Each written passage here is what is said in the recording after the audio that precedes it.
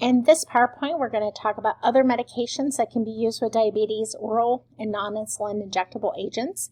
These help to improve the mechanisms by the body produces or uses insulin or glucose. They're helpful for insulin resistance, decreased insulin production, increase in hepatic glucose production, and usually they're used in combination to achieve those tight glycemic blood glucose controls that we like. So hopefully at this level you know that anything that has that XL or XR are going to be an extended release medication. And so we know that anything that's XL or XR should never be crushed because we don't want to give them too much of the medication. Biconides are frequently most widely used diabetes. So metformin is a pretty effective first-line treatment for type 2 diabetes. Again, the main action for metformin is it helps to reduce glucose production in the liver. It also improves insulin sensitivity at the tissue level and improves glucose transport into the cell. So thinking about that, that's more like that insulin resistance thing. It also has beneficial effects on the plasma proteins. It may cause some moderate weight loss. Should not be used in patients who have renal or liver disease, and it should be discontinued before surgery or procedures where contrast dye is used. So generally we want to stop at 24 hours before and then 48 hours after the procedure. And they say checking the serum creatinine and making sure it's normal, but I think so many patients have outpatient CAT scans and things like that.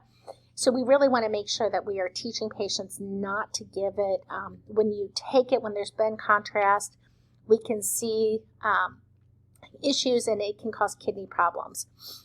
One of the big side effects with metformin is that GI effects, specifically that diarrhea. So we want to teach patients to take this with food to help minimize that. Sulfonylureas, like glipizide or glyburide, these increase insulin production in the pancreas, and hypoglycemia is your major concern. So when you're thinking about this, you have somebody who's NPO for a procedure, they need to not take that medication because of that risk for hypoglycemia. That's a big safety issue. That's one of those big things I want you to know about this medication.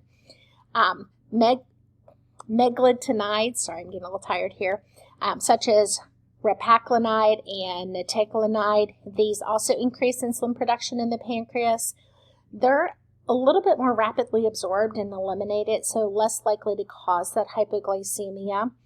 These should be taken anytime from 30 minutes before a meal right up to meal time. And if they skip the meal, they should not take that. Notice that's in bold. That's one of those things you want to know about this medication. Another type of medication is an alpha glucosidase inhibitors such as acarbose, and I'm probably butchering that one. These are known as starch blockers, so they slow down the absorption of carbohydrates from the small intestines. So they really want to take this with the first bite of the meal, and that helps to lower that postprandial blood glucose. So again, how do we know it works? We're going to check that 2-hour postprandial glucose levels. Now,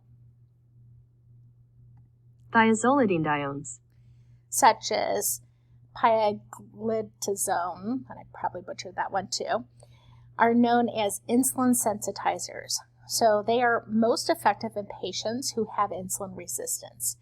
It does not cause hypoglycemia when it's used alone. It's rarely used today due to the significant cardiovascular events and increased risk of bladder cancer.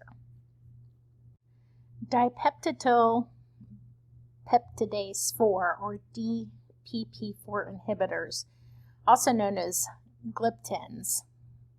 An example is sitagliptin. Block the action of the DPP4 enzyme, which is responsible for inactivating incretin hormones. This results in an increase in insulin release, decrease in glucagon secretion, and decrease in liver glucose production. I would not worry about this slide. And with all medications, you can get a medication that has 2 medications in it. And this increases compliance since patients have to take less pills. This is an image from your textbook kind of showing some of the mechanisms of action. If you're a visual person like I am, this may be helpful to you for the medication classifications we've talked about. Now, there are more and more non-insulin injectables. This one here, liraglutide, increases the insulin synthesis and release from the pancreas. It also inhibits glucagon secretion, and it slows the gastric emptying, so that helps to decrease how much somebody eats because they feel full longer. This particular medication is often given once a day. Semaglutide, which you may know it as Ozempic, is given like once every 7 days. Now, this gastric emptying can affect absorption of some of the oral medications. Because it's working on that pancreas, it can cause pancreatitis. And one of the other really big issues is that it can cause constipation. Think it's slowing gastric emptying, it's going to slow things down.